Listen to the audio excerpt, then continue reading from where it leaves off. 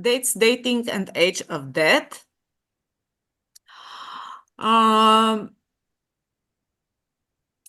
Dating of an And you can object. see. Yeah, here is a clear example that this is 3rd century before Christ, minus 4-digit date format, not before 300, not after 201. This stands in the Auric date, original dating. I don't know how it should be in expanded form, this Auric date. So not before and not after are the attributes that we use for a period, a range of some sort. And here is the correct format. If you by mistake miss a 0 or do something else that isn't correct, your oxygen would automatically turn red. So no need to worry about that. If you mistake and if you make a mistake and do not use the proper way to describe an age, it will scream for you to correct it.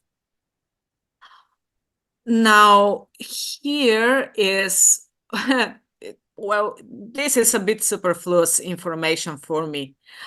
Precision medium is that it is fairly precise that this can be ascribed to the 3rd century. In most cases, you won't have this precision.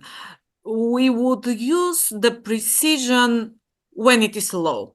Correct me if I'm wrong. I think Yeah, that I always stress on this. Precision low means that you're not sure. you're not sure, but precision high, why would you use it at all if Yeah, precision high and precision medium are some things that exist in the schema. You can write them down, but otherwise they won't be displayed in any case, and they are not that informative only the per precision se. low could be displayed as a question mark here and there, or as a circa, or as something like this, but the other ones won't visualize at all. Yep. So that is exactly what I was going to say. Precision low would give you a C dot standing for Circa. circa, yeah, this period. So we are not sure, but around this period is where this when this monument should be dated. Forget about precision medium, just use the precision low. When you're not certain about something, you use precision low. Dating methods. Unfortunately, the dating methods are in the US standard, aren't they? Yes. Yes. Yes, they're in the US. They're in the US standard, and that is something that we generally forget because we are not used to it. But anyways, you begin with year, date, month. Just in case you need it, remember where to find it in this presentation. You may have different dating methods, and in that case, you have to state them.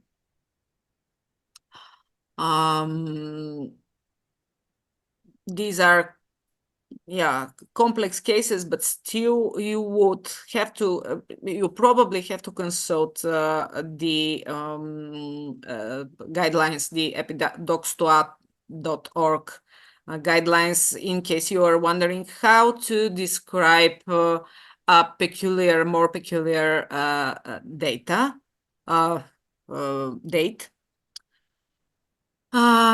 Again, about the precision, here we have the medium precision, I would suggest to use just the low precision. And another obligatory thing for dating is the evidence.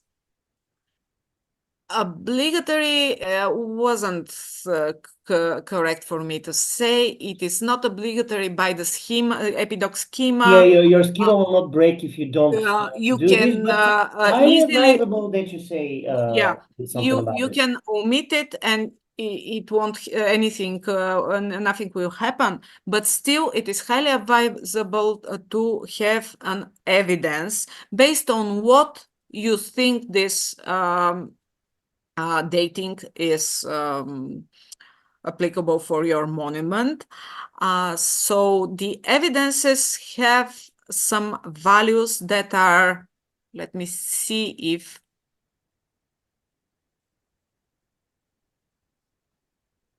oh, pardon me. Yeah, I was looking for the same thing. The values that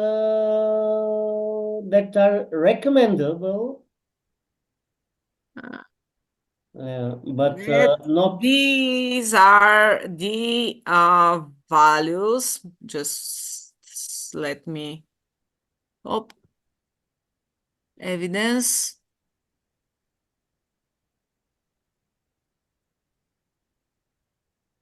They should be listed somewhere. Anyways, we have them. Dating criteria. Where did you Not see searching them? for dating criteria. Here. Sure, yeah. The EpiDoc schema suggests a short list of value. Okay, so we have them here. Evidence. Okay, I found it. Maybe I can share my screen also. No, just 1 second. Here are the lists, the evidences you might want to use. There's archaeological context, internal dating, lettering, material context, nomenclature, office, prosopography, textual context, titulature. If you want some a few words about any of this, archaeological context, of course, is if you don't have any indication other than the original archaeological layer when the inscription was found, you use this. Internal date is when the document itself mentions the dating. Lettering, quite often you don't have anything but the type of script that directs you to the okay, this type of script is typical for the 3rd century. Material context is something which relates to the materiality of the object, but is different from archaeological context in respect with. So let's say archaeological context depends on the other things which were found in the same archaeological layer together with the original monument. And this one is something like, for example, the marble quarry in this location was used from 2nd century BC to 3rd century of the Christian era. So this marble monument could not date from outside this period, something like this. The materiality of the object itself and not the archaeological context in which it was found points to a dating. Nomenclature, for example, if you have a provincial with the Greek name of Diodorus, if he was named, for example, Aurelius Diodorus, this means that the form of the name itself indicates to some date after the year 212, where with the edict of Caracalla, all the subjects of the Roman Empire became citizens, and thus they received official names, which all started with Aureli. So the type of naming that is characteristic for a particular period or which establishes a particular terminus ante quem or terminus post quem. Office means the dates of rule of an emperor or a mandate of a provincial governor or other official which is mentioned in the description, and we know exactly the period of office of these people, which are mentioned as rulers or official in description. Prosopography means a person. Unlike nomenclature, which deals with the form of the names, an attested person, which, as a historical person, has a known date of death, birth, or floruit, which is established by other sources, and if it is mentioned in the document, then we know exact dates or termini antequem or postquem.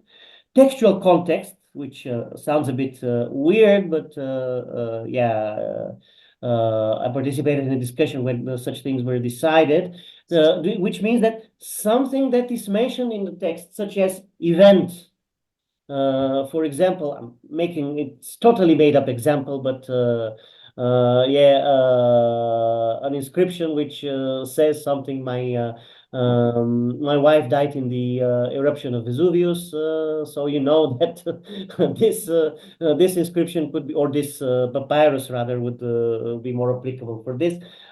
Is dated with terminus postquem AD 79. Titulature, the thing that we mentioned briefly previously, if Trajan is received the honorific title of Germanicus, but still hasn't received in the monument the honorific title of Dacicus, this means that this inscription is dated after his victory over the generals, but before his conquest of Dacia, and things like that. This is, in broad lines, what is the advised dating criteria. Just to make an experiment, because I'm not quite sure, but I think that the evidence is, these are the advisable values, but still you can use your own. Yes, I believe so. Yes, you can write anything you want. It won't make your XML invalid, but you should probably stick to those to the list that we just showed you, because of consistency throughout the project and across projects. So, yep. Once you normally once you start typing evidence and you reach this part where you have this quotation marks, you will have a list of the evidences available. I will just leave it with XXX here, as it was in the template originally, and we will exercise all of these things in the afternoon. So basically, our job today is quite easier than the previous day, but than yesterday, because here you just fill the information within the already existing spaces. Let's return to the dates and the age of death, and after that I will have to leave you for just one presentation. I hope that Mitko would take over from here. So yeah, precision, medium, evidence, lettering, nomenclature. You can put several things here. Yes. You can list more than one evidence. Basically, for our most of the cases, you have more than one evidence. So you just list them with commas or without commas. Again, it doesn't matter. You just list all of the applicable evidences. Dates. When you have a precise date, you don't use at least, at most. You just use the exact attribute when. When in this day this happened. Of course, it may that is super rare, I believe, and in most cases you have a span from this year to this year. Age of death. This is inside your inscription, and nor I wouldn't advise you to encode this within your inscription, but that is me personally. That's my opinion. You may encode the age of death within the inscription itself, or you may keep this information for an authority list. We will speak about the authority lists and how useful they are tomorrow, I think. So for now, just take my word for granted that the better way is to use the have this information elsewhere, not here in the inscription itself. But certain person lived certain amount of time, date, type, lifespan. Wouldn't bet that lifespan is still valid, but we will try that in the afternoon. And here we encode all these annus plus minus Septuaginta menses within the date element. This doesn't work for sure. For this, I'm sure that it doesn't work, so I'll just keep it. Yeah. Yeah. Marriage span is another thing. So you can have different types of spans that are quite common on the inscriptions. That you have lifespan, military service, and marriage span. They are encoded with the date element with different attributes and different attribute type, pardon me, and different attribute values. For instance, this is marriage span, the previous was lifespan, and when you have military service span, it would be called, obviously, military service span. These are not restricted. Yes, again, if you decide that you need to encode all this. Yeah, it is probably interesting to have them, but if you choose to encode them within the XML of the monument itself, it may make it a little bit too big and too hard to operate, to deal with. Yeah, so that was it about the dates. We will speak about the dates a little bit later in the afternoon. I think this wasn't everything that could be said.